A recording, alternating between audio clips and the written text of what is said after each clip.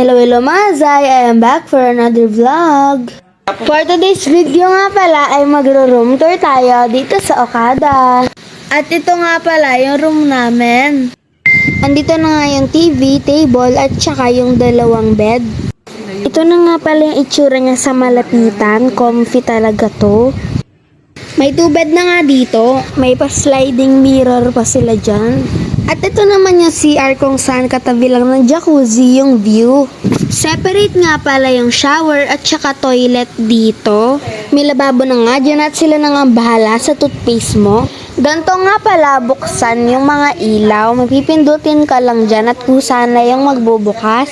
Dito naman yung shower. May mga shampoo na sila dyan at saka body wash at conditioner. Next naman ay yung sa toilet.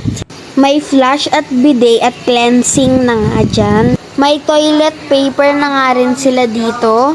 Kusa na nga rin palang nagbubukas itong curtains pag pinindot mo yung open curtains. At pag sinara mo nga ito ay kusa na nga rin siyang magsasara.